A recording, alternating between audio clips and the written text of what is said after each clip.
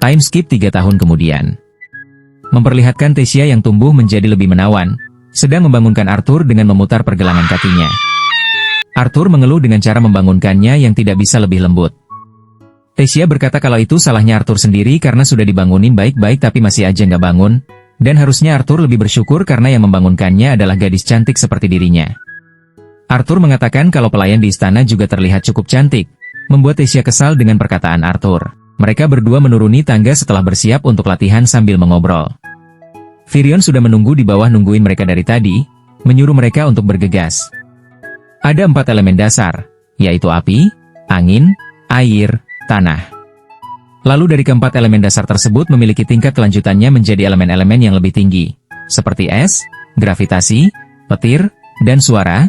Elemen-elemen tingkat lanjut seperti itu hanya bisa dikendalikan oleh penyihir yang telah melampaui penguasaan elemen dasar. Para penyihir yang menguasai elemen tingkat lanjut itu disebut Deviant. Ras Dwarf memiliki afinitas tinggi pada elemen tanah atau api, sehingga Deviant dari mereka bisa memanipulasi magma.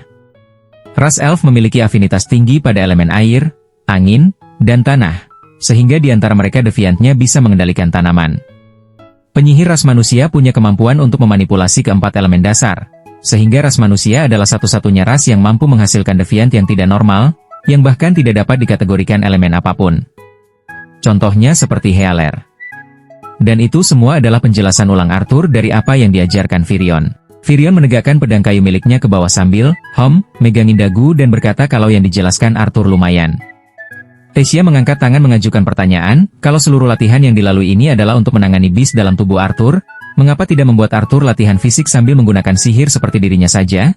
Oh iya, by the way si Tasya ini inti mananya sudah bangkit di umurnya yang 9 tahun, sampai menghancurkan kamarnya sendiri. Walaupun tak separah Arthur yang sampai menghancurkan rumah miliknya. Sambil mengusap kepala Tasya, Virion menjawab kalau latihan Arthur selama 3 tahun itu pada dasarnya menggabungkan tulang, otot, dan organ tubuhnya dengan mana, sehingga dapat Virion pastikan kalau Arthur nanti akan menjadi lebih kuat dan tangguh. Lalu Tasya melihat ke arah Arthur meledek dengan pertanyaan, kenapa Arthur menjadi sensitif kalau dipukul oleh Tasya? Ya iyalah, sakit tahu. Virion melihat kalau latihan asimilasinya Arthur selama 3 tahun masih belum cukup. Lalu ia bertanya apakah Arthur sudah siap.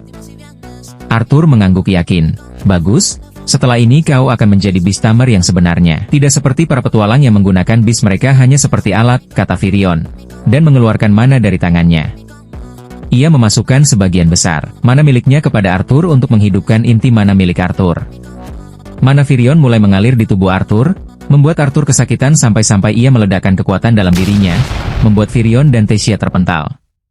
Virion sangat terkejut bertanya-tanya dengan beast yang berada dalam diri Arthur. Mereka bergegas menghampiri Arthur yang tepar. Tasya bertanya apakah Arthur baik-baik saja. Kupikir aku baik-baik saja.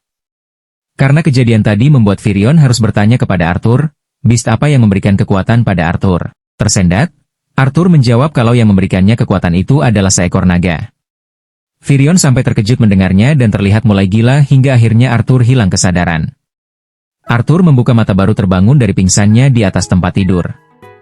Virion duduk di samping tempat tidurnya, bertanya bagaimana keadaan Arthur. Arthur membicarakan kejadian sebelumnya sebelum Arthur pingsan, tentang Virion yang jadi gila.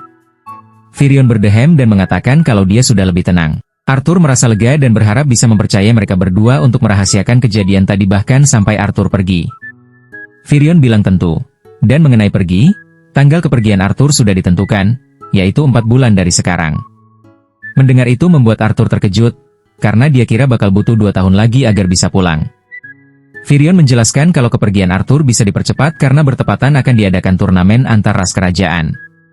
Arthur yang bersemangat mendengar kabar itu langsung tersadar dengan Tasya yang tidak ada di sana. Virion bilang jangan khawatir dengan Tasya, karena Arthur bisa bertemu dengan keluarganya sebentar lagi.